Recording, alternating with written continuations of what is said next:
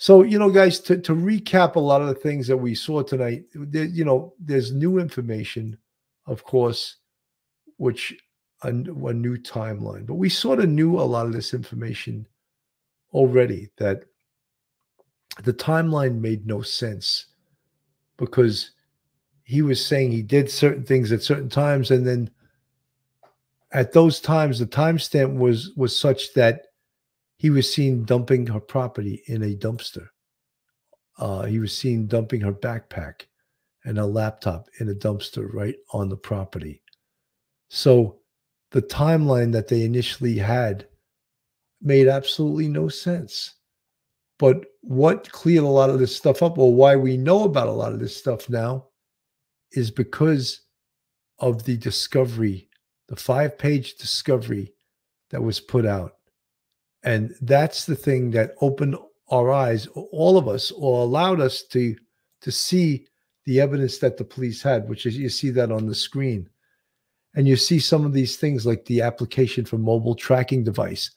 That surely came into play to follow Stephan Sterns' vehicle, right potentially to the crime scene, right to where he dumped Madeline Soto's body, right to where they took a mold of his tire out of the dirt where his tire of his car made the imprint, and they matched it to his car.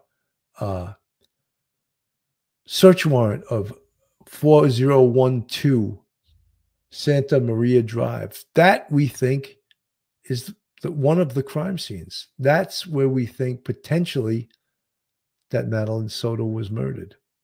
So all of these things that you see now in this rather voluminous 5-page, but there's so much on all these pages of the discovery. How about when you see page 201? And this, last night I spoke about it, firearms trace summary. Whoa, where did the gun come from? How did that come into play? This is the first time we ever heard of this, and we would never have heard of this ever unless this discovery document came out.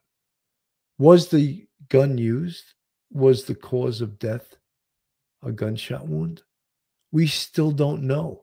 And if you go further on down in this report, there's an ME's report. That's the medical examiner's report. That's the autopsy report. But even the attorneys for Stephan Sterns can get this in writing. They need to go into the office to view these documents. I guess the high level of security of them, they don't want them leaked. But they will absolutely know the cause of death. And you see on this page all of the discovery material, which now the defense has. All the search warrants, all the electronic search warrants, the Google search warrants, the cell phone search warrants, the crime scene where the body was dumped search warrants. So all of these things that we did not have till just very recently has opened up everyone's eyes to what has occurred in this case. So, folks, that's basically, I wanted to update everyone tonight. We went over the discovery document in great depth last night with Professor Mike Geary. And I wanted to, when I saw this, I went out to dinner tonight. I came home and I saw all this new information. I said, should I wait till tomorrow morning? And I said, no, you know something?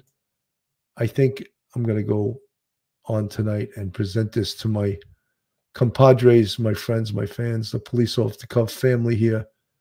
And we'll be covering this case in great depth as it goes forward. And the more we learn about this case, it's a disgusting case, you know, it really is. Adriana Kessler, I do not know the laws in Florida, but I was figuring they may have a double homicide. If that was the case, no guarantee, but he didn't have 2 counts. No, he didn't. And I know what you're talking about. People are insisting that Madeline Soto potentially was pregnant.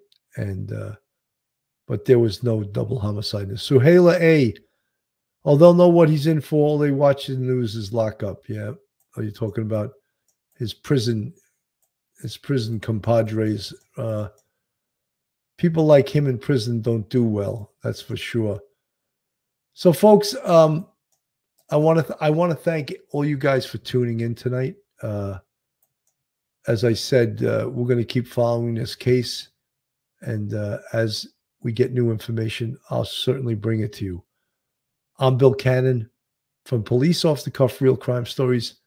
Thank you so much for tuning in. Have a great night, everyone, and God bless.